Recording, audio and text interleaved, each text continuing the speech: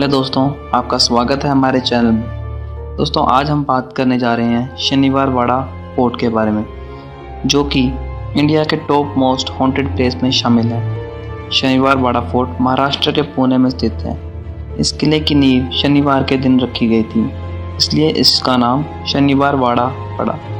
यह फोर्ट अपनी भव्यता और ऐतिहासिकता के लिए प्रसिद्ध है। इसका निर्माण 18वीं शताब्दी में मराठा साम्राज्य पर शासन करने वाले पेशवाओं ने करवाया था। ये किला 1818 तक पेशवाओं की प्रमुख गद्दी रहा, लेकिन इस किले के साथ एक काला अध्याय भी जुड़ा हुआ है। इस किले में 30 अगस्त 1773 की रात को 18 साल के नारायण राव, जो कि मात्र 16 साल की उम्र में मराठा साम्राज्यों के 5वें पेशवा बने थे, ये षड्यंत्रकर्ताओं ने हत्या कर दी। जब हत्यारे उनकी हत्या करने आए तो उन्हें वह खतरा भांप गए और अपने चाचा की कक्ष की ओर दौड़े और उन्होंने दौड़ते हुए कहा, काका माल बचवा। इसका मतलब होता है अंकल सेव मी। और ये कहते हुए वह अपने चाचा के कक्ष की ओर दौड़े। बदकिस्मती, वह वहाँ तक नहीं पहुँच सका और मारा गया। कहते हैं कि किले में उस बच्चे नारायण राव की आत्मा आज भी भटकती है और उसके द्वारा बोले गए आखिरी शब्द काका माला बचाओ आज भी किले में सुनाई देते हैं।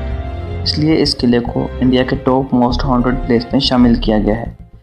आइए अब हम आपको इस किले में निर्माण से लेकर और अंग्रेजों के अधिकार तक और नारायण राव की षड्यंत्रकर्ताओं के द्वारा हत्या को विस्तार में बताते हैं। शनिवार वाड़ा फोर्ट का निर्माण। इस किले की नींव पेशवा बाजीराव प्रथम ने 10 जनवरी 1913 दिन शनिवार को रखी थी। इस किले का उद्घाटन 22 जनवरी 1732 में हुआ था। हालांकि इसके बाद भी किले के अंदर कई इमारतें और एक लोटस फाउंटेन का निर्माण हुआ था। शनिवार वाड़ा फोर्ट का निर्माण राजस्थान के ठेकेदारों ने किया था, जिन्हें ही काम पूर्ण करने के बाद पेशवा ने नाइक की उपाधि से नवाजा था। इस किले में लगी टीक की लकड़ी जुनार के जंगलों से, पत्थर चिंचवाड़ की खदानों से तथा चूना जेजूरी की खदानों से लाया गया था। इस महल में 27 फरवरी 1828 को अज्ञात कारणों से भयंकर आग लगी थी। आग ने पूरी तरह बुझाने में 7 दिन लग गए थे। इससे किले परिसर में बनी कई इमारतें पूरी तरह नष्ट हो गई थी। उनके अब केवल अवशेष बचे हैं। अब यदि हम इस किले की संरचना की बात करें तो ये किले में प्रवेश करने के लिए 5 दरवाजे हैं। पहला, दिल्ली दरवाज़ा। यह इस किले का सबसे प्रमुख गेट है, जो उत्तर दिशा यानी कि दिल्ली की तरफ खुलता है, इसलिए इसे दिल्ली दरवाज़ा कहते हैं। यह इतना ऊंचा और चौड़ा है कि पालकी सहित हाथी आराम से आ जा सकते हैं। हमले के वक्त हाथियों से इस गेट को बचाने के लिए गेट के दोनों ओर पलकड़ों को 12 इंच लंबे 70 से ज़्यादा नुकीले कीले लगी हुई हैं, जो कि हाथी के माथे तक ऊंचाई पर हैं, जिससे अगर हाथी इनके ऊपर अपने माथे से टकराव करे तो वह जख्मी हो जाए। दरवाजे के दाहिनी पलड़े में एक छोटा सा गेट है, जो सैनिकों के आने जाने के लिए काम में लाया जाता था। दूसरा है मस्तानी दरवाज़ा। यह दरवाज़ा दक्षिण दिशा की ओर खुलता है। बाजीराव की पत्नी मस्तानी जब किले से बाहर आती तो इस दरवाजे का उपयोग करती थी, इसलिए इसका नाम मस्तानी दरवाज़ा रखा गया। वैसे इसका एक और नाम अली बहादुर दरवाज़ा भी है। तीसरा, खिड़की दरवाज़ा। यह दरवाज़ा पूर्व दिशा में खुलता है। इस दरवाजे में खिड़की बनी हुई है, इसलिए इसे खिड़की दरवाज़ा भी कहते हैं। चौथा, गणेश दरवाज़ा। यह दरवाज़ा दक्षिण पूर्व दिशा में खुलता है। ये दरवाज़ा किला परिसर में स्थित गणेश रंग महल के पास स्थित है, इसलिए इसे गणेश दरवाज़ा कहते हैं।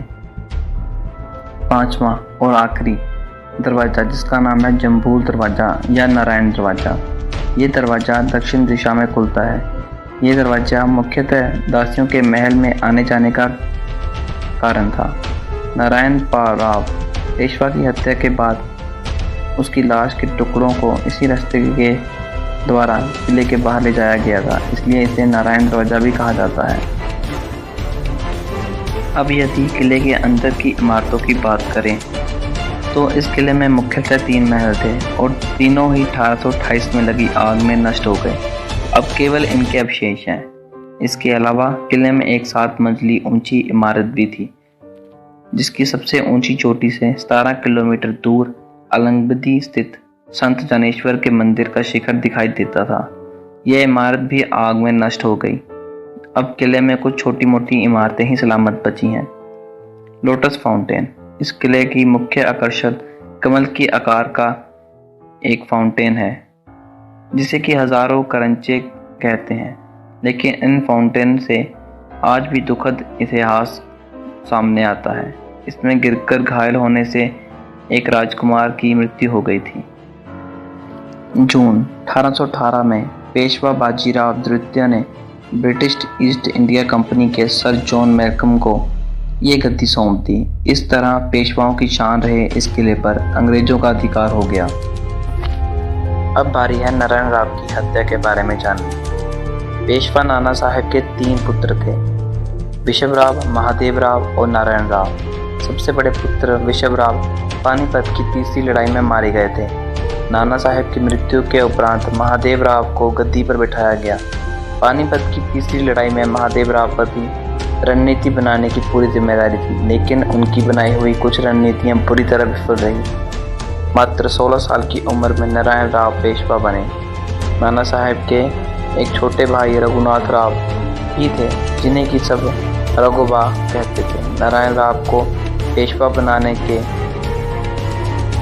कारण उनके चाचा रघुबा और काकी आनीबाई खुश नहीं थे। वे खुद पेशवा बनना चाहते थे।